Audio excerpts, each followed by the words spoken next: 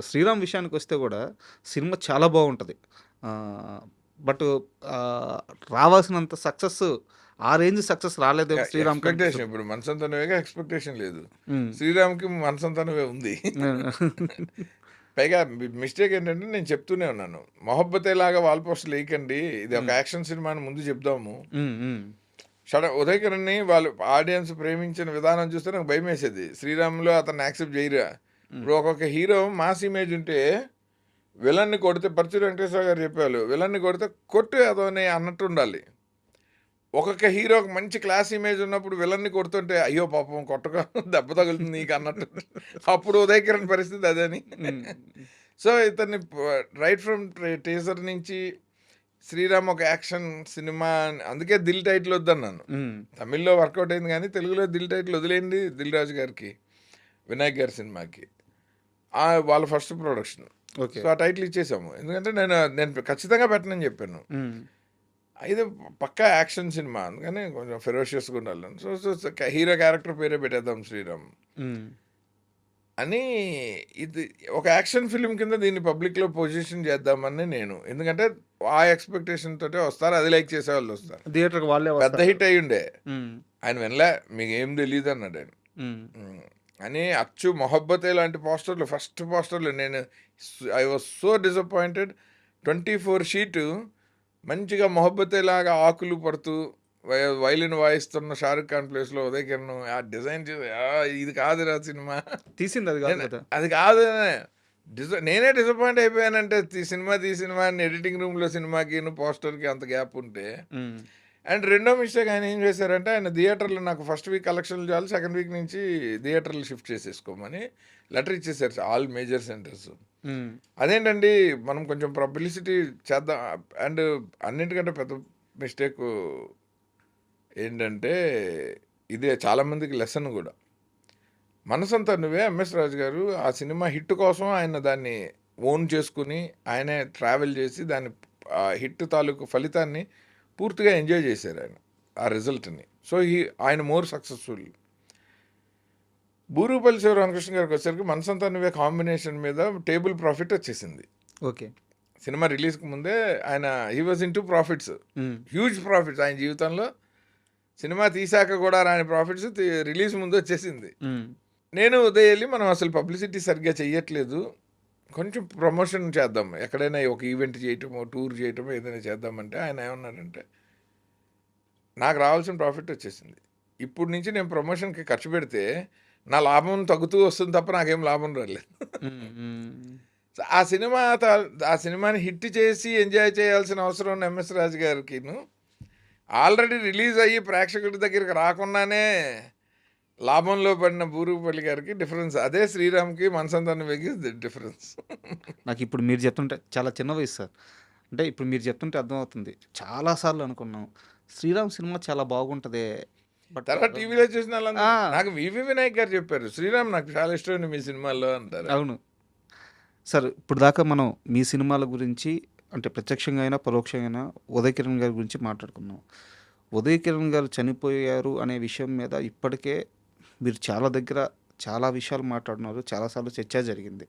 But నాకు మీ pain గావాలి sir. ఎందుకంటే నాకు ఆ బ్యాక్‌డ్రాప్‌లో ఏం జరిగింది ఇవన్నీ ఆ థియరీలంతా నాకొద్దు. కానీ 'ఉదయ్ కిరణ్' గారితో ఒక అద్భుతమైన జర్నీ ఉన్న వ్యక్తి మీరు.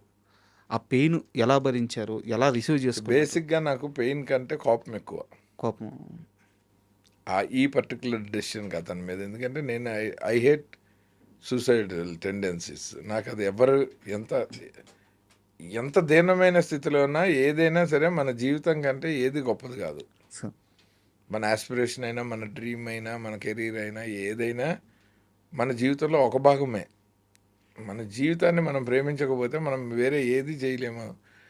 ఉదయ్ కిరణ్ తను పడిన కష్టానికి, అతనికొచ్చిన సక్సెస్‌కి, అతను చూసిన జీవితానికి, అతని లైఫ్‌తో ప్రేమలో పడతాడని నేను అనుకున్నప్పుడు పడలేదని కోపం నాకు. హ్మ్. అతను పడాలి. ఎందుకంటే అతన్ని ప్రేక్షకులు గుండెల్లో పెట్టుకొని ఏ ప్రెషరు, ఏ ఏ ఏ ఎక్స్‌టర్నల్ ఫ్యాక్టర్ అతని లైఫ్ నుంచి వేరు చేయగలుగుతుంది అతను చూసిన సక్సెస్ కంటే. ఇప్పుడు ఎంతమంది హీరోలు ఒక కెరీర్‌లో ఒక చిన్న అప్పు వచ్చినప్పుడు హ్యాపీగా ఉండి ఫ్యాన్స్ని మంచిగా ఎంగేజ్ చేసుకుంటూ, మళ్ళీ డౌన్ వచ్చినప్పుడు టక్కన ఒక టెలివిజన్ షో అమితాబ్ బచ్చన్ లాంటి వాళ్ళు, చిరంజీవి లాంటి వాళ్ళు, మీలో ఎవరు కోటీశ్వరుడు చేసి, నాగార్జున గారు లాంటి వాళ్ళు బిగ్ బాస్ చేసి, మన కళ్ళ ముందు మన సీనియర్లు మనకి ఇంత మంచి దారి చూపిస్తున్నారు కదా, how to be in public without damaging our image. Sir అలాంటప్పుడు మనకి ఈ ఈ ఏజ్లో కుర్రాడికి ఏంటి ఇప్పుడు సూసైడ్ చేసుకోవటం అన్నది, నేను I hate him for ever, for the rest of my life, for only this act. ఇంత బ్యూటిఫుల్ జర్నీ ఉన్న మా అందరినీ వదిలేసి ఇలా ఇలా చిటికేసే ఒక కథ రాసుకుని సినిమా తీయగలిగిన ఒక హీరో బలవన్ మరణం చేసుకోవటం, అతను ఒక యాక్సిడెంటో ఒక డిసీజో అలా ఏదో ఒక అన్ఎక్స్పెక్టెడ్ షాక్ అయితే నేను లైఫ్ లాంగ్ ఏడ్చేవాను అతని గురించి. సరే పాపం ఇలా జరిగింది అనే ఒక సింపతి ఉండే, ఇప్పుడు లేదు నాకు. ఎందుకంటే అతను అది చేయకూడని పని చేశాడు, అండ్ ఒక రాంగ్ ఎగ్జాంపుల్ సెట్ చేశాడు. ఎవడైనా ఒక నాన్ ఫిలిం బ్యాక్గ్రౌండ్ నుంచి నేను హీరో అవుతానని కలలుగానే ఒక టాలెంటెడ్ కుర్రాడు, అతనికి ఇగో ఉదయకిరణ్ని తొక్కినట్టు తొక్కుతారు, వాళ్ళలాగా డిప్రెషన్కి వెళ్ళిపోతావు, ఇండస్ట్రీలో మనకి లాంగ్ రన్లో ఉండనీయరు, సినిమాల్లోకి వచ్చి సినిమాల్లో సంపాదించి సినిమాల మీదే డబ్బులు ఖర్చు పెట్టి మళ్ళీ సినిమాల మీదే నిలదొక్కుంటున్న మేమందరం పిచ్చోళ్ళమా ఏంటి? అతనికి అలాంటి రిస్కులు కూడా చేయలేదే, ఎకనామికల్ రిస్కులు లేవుగా. ఒక ఆర్టిస్ట్కి ఎంతసేపు వస్తే అవకాశం వస్తే డబ్బులు తీసుకోవటము, లేకపోతే ఉన్నవి జాగ్రత్తగా ఖర్చు పెట్టుకోవటమే తప్ప అతను బిజినెస్ఫుల్గా చేసిన మిస్టేక్స్ ఏమున్నాయి? నేను రెయిన్బో సినిమా తీసాను, డబ్బులు పోయాయని చెప్తాను నేను, విజిబుల్, నా లాస్ అయినా నా ప్రాఫిట్ అయినా. అతనికి అది కూడా లేదు కదా, నాకు అందుకు కోపం. అంటే మీరు మాట్లాడుతుంటే నాకు అది ఒక తండ్రికి బిడ్డ మీద ఒక బిడ్డ తప్పు చేసేస్తే వచ్చే ఆ కోపంలో ఆ ప్రేమ ఆ పెయిన్ తెలుస్తుంది. అదే. ఎందుకంటే అద్భుతమైన జర్నీ కదా సార్ మీ ఇద్దరిది. వి షేర్డ్ ఆల్. మేము లైఫ్కి సంబంధించి ఎన్నో మంచి విషయాలు మాట్లాడుకున్నాం, అందులో ఒకటన్నా అతను కాపాడలేకపోయింది అంటే బుర్రకి ఎక్కించుకోలేదా అని డౌట్ వస్తుంది. సార్ అన్న సి సక్సెస్కి క్యారీ ఫార్వర్డ్ అయ్యి అతను ఒక యారగెంట్ మనిషిగా మారుంటే నేను చాలా హ్యాపీ ఫీల్ అయ్యేవాడిని. సార్ డబ్బులకు స్టేటస్ పెరిగి అతను ఎవరిని పట్టించుకోకుండా అసలు ఎవరిని కలవకుండా ఉన్నా నేను హ్యాపీగా ఫీల్ అయ్యేవాడిని. సార్ అప్పుడంతా హంబుల్గా ఉండి, అప్పుడు ఇంట్లో పిల్లల్లాగా ఉండి, మంచి సూపర్ సక్సెస్లో ఉన్నప్పుడు, సూపర్గా డబ్బులు ఉన్నప్పుడు ఎంతో డౌన్ టు ఎర్త్ ఉండి చక్కగా నవ్వుతూ అందరితో కలిసిపోయి మంచి పేరు తెచ్చుకుని ఒక డిప్రెషన్కి క్యారీ ఫార్వర్డ్ అవ్వటం ఏంటి, ఒక ఎమోషన్కి క్యారీ ఫార్వర్డ్ అవ్వటం ఏంటి?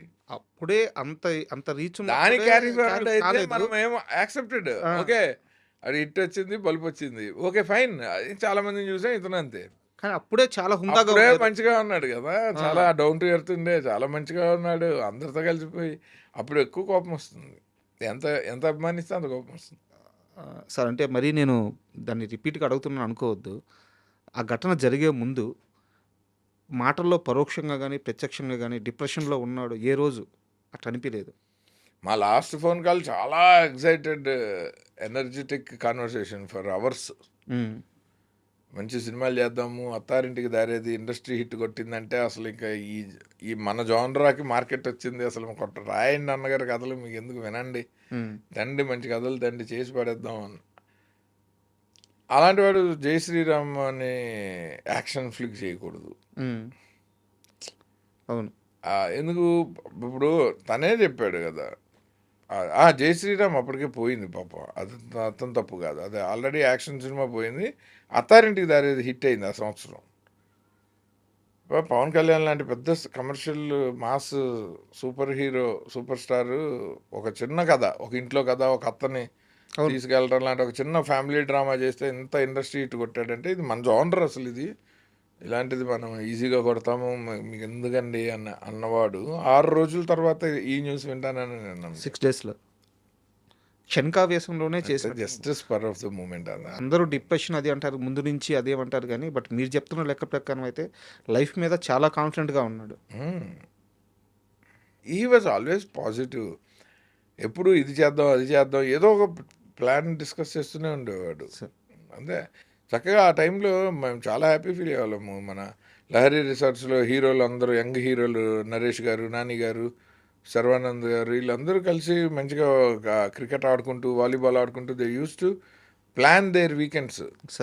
వాళ్ళ షూటింగ్ షెడ్యూల్స్లో నుంచి వాళ్ళు ఒక అవుటింగ్, ఒక హ్యాంగ్ అవుట్ ప్లాన్ చేసుకునే వాళ్ళు, అందరు కలిసి అక్కడికి వెళ్ళి ఆ మడ్లో ఫుట్బాల్ ఆడేవాళ్ళు, సో, అవన్నీ మళ్ళీ మాతో షేర్ చేస్తుండేవాడు. So, he was so happy. అలాంటప్పుడు అసలు ఇది అప్పుడే పెళ్లయింది. ఏ ఎ ఎటు చూసినా అతను చేసిన తప్పే.